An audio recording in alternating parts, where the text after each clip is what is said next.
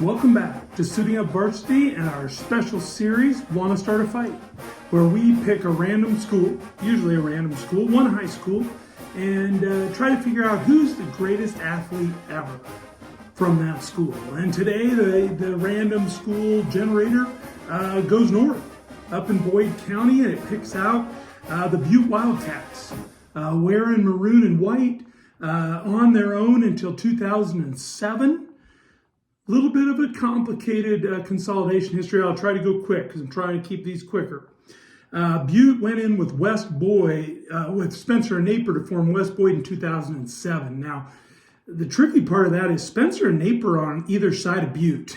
They consolidated around Butte in the late 80s, I think, maybe early 90s, I'm not sure.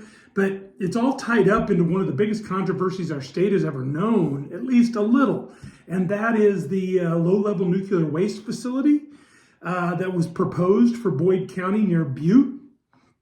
One of the reasons that some of the people in Butte were positive about that at first was they saw it as a way to save their school and provide some money. And I think the people in Napier had already seen that maybe Butte was a little shaky, and that's why they went with Spencer. Well, in the end, they're all together and they form West Boyd. And then in 2012, they co-op with Lynch to create Boyd County. They've since consolidated one high school for the county. Okay, so we're looking at the Butte Wildcats. Well, there's no question we're going to look at the 1998 state football champions. And really that whole era of eight-man football dominance for the Wildcats. They played in 89 state final, 95, 96, 99, and they won in 98, which was especially gratifying because at that time it was always East-West brackets, I believe, and they were coming out of the West and getting beat, and the West side wasn't quite getting the respect, and so that 98 win where they went 13-0 was big.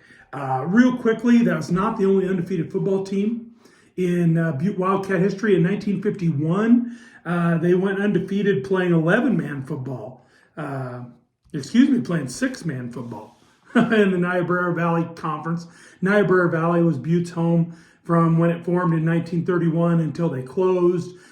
West Boyd and Boyd County are still involved with Niobrara Valley, so that's a long conference history. The 1951 team went 8-0, but just didn't get any respect for its northern schedule. Played some South Dakota teams. They were in a Nebraska-Dakota conference at that time, and they won that. But to focus in real quickly on our GOAT candidates, I think the place to start is 1971. Chuck Collins, all-state basketball player, high scorer, 27 point a game, also a state high jump runner-up. He took the Wildcats to their first state tournament since the 20s. So really their first state tournament they ever qualified in. So he's a good candidate. A couple years later, another pioneer. As wrestling gets started in Butte, right around 1970, Randy Humple wins 3 state championships in the lower weights. Another great GOAT candidate. About a decade later, 1982, Monty Colfax is the star of a great football team. He's an all-state fullback. He's also Class D discus champ and a shot put runner-up. So I like that resume. Into the next decade, 1990, Jay Pepple, a 2-time all-state basketball player, leads them to 3 straight basketball tournaments, gets them to the state semifinals twice, and was an all-state football receiver, I believe.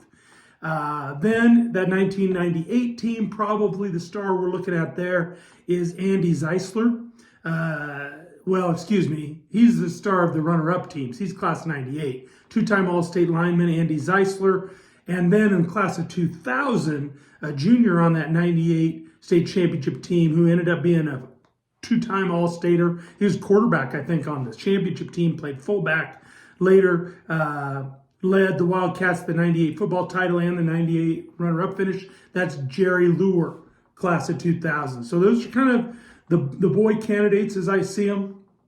On the girls' side, Annette Raymond, class of 1979, led the 1978 girls to the state final. They were 22-0, battling Shickley, who was 22-0. They lost to the Longhorns, brought home the runner-up trophy. But Annette Raymond, who was not only all-state basketball, is a good candidate on the girls' side. In 1994, Tracy Elwinger She's a two-time All-State volleyball player and led the Wildcats to their only state volleyball tournament appearance. And then my third girls' side candidate is Sarah Zeisler, 2002. She's a five-time state track champion in the 800, the mile, and the 2 mile. She led the Wildcats to a Class D runner-up finish in 2001. All three girls candidates are kind of state level of one sport. So I think I'm going to go with Sarah Zeisler. Class of 2001 is the greatest girl Butte Wildcat ever. Now back to the boys' side.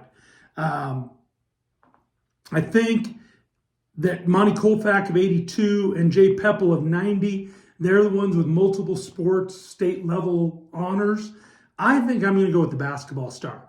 Jay Peppel, two-time All-State basketball player, class of 1990, the greatest Butte Wildcat of all time.